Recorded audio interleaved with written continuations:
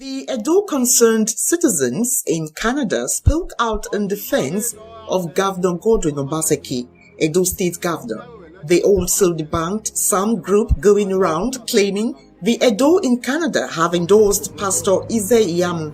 The gathering started with prayers and ends in chanting 4+4 Togba, meaning 4+. And my name is Jacqueline Dixon. We're broadcasting live out of Toronto, Canada, powered by GBKM FM radio. I'm in studio this morning. Fantastic, sunny, beautiful Saturday in Toronto, Ontario. For those of you who are in Toronto, I want to give you an extra special shout out today. Or if you're listening from anywhere within Canada, I want to give you an extra special shout out because we just wrapped up our long weekend last weekend, celebrating once again Canada's national birthday. 151 years of independence, and we're still buzzing off of that weekend. What an absolutely fabulous weekend we had here in Canada. So many reasons to be happy, so many reasons to be proud,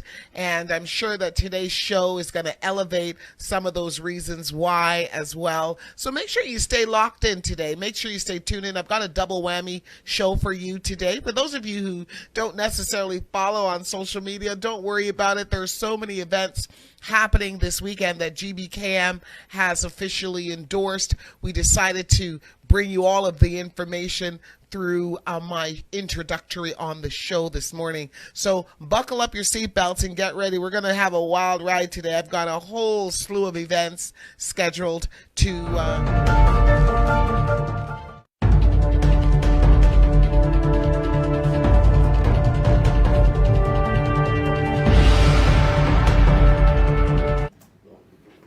Good afternoon, live from Toronto and the GBKM network. This is the Chat Up Show, the show where we chat about any and everything to do with popular culture. I'm your host, Elizabeth Eloidy, and I hope that you are ready to chat it up with me today.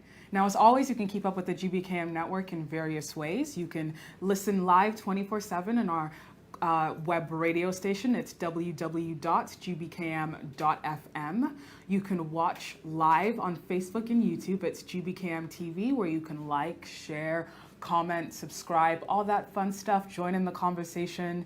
And you can follow us on social media on Instagram at GBKMFM and Twitter at GBKM_FM. Now, you guys, what a few weeks it's been. Hasn't it been a little crazy, a little hectic? There's a lot that's been going on. The world feels like it's come to a standstill for the last 4 months. You know what? It's been a crazy first 6 months of 2020. This has been a year. But before we get into that, I just want to check in with all of you. I hope you're all doing well. How are you doing? Personally, I'm doing okay. The weather is nice outside, so it's reminding me that summer is here, which makes me feel very happy, but also reminded that we are still in the middle of a pandemic and COVID-19 is still very much real. But speaking of the first 6 months of 2020, we've had a lot. We've had what were considered threats of a quote-unquote World War III. We had the Australian wildfires.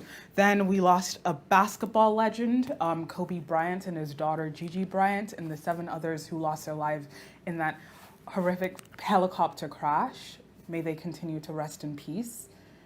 And then, just as we were getting over that collective mourning process, we were hit by the pandemic. COVID-19 came and really shook things up for a while. And then now we're in the midst of halfway through our 3rd week of global protesting against anti-racism protests and protests to show solidarity for those who have lost their lives to police brutality. So there's a lot that has gone on this year. A lot. But that's okay. We are taking it all in stride. We are dealing with it. We are evolving. We are even seeing some change. Now, this week has brought about quite a few changes, not only in how we're going to move forward through this pandemic, but also in regards to George Floyd's murder case, the charges that have been brought against the 4 officers who were involved. We're also seeing some changes in some legislation across the United States.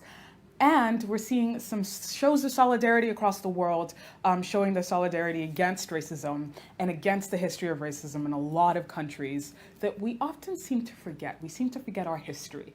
But this time has really helped us to remember what's gone on in the world, how we've come and ended up in this position and spot that we're in right now. I think that it's put a lot of things into perspective for us, not only the pandemic, but even the protests that are going on across the world right now. It's been a lot. It's been a lot. But first, I want to talk about one major change that happened this week for Ontario. It's that some regions are slowly entering phase 2. Now, as we know, a few months ago, our government announced that we will be going towards reopening different businesses and reopening the economy across the province in different phases, in 3 phases. Phase 1 is complete, and now some regions are moving on ahead into phase 2. Now, phase 1 was about protecting and supporting, with $17 billion targeted towards support and relief. And now phase 2 is all about restarting with a gradual, staged approach, and it sure is gradual.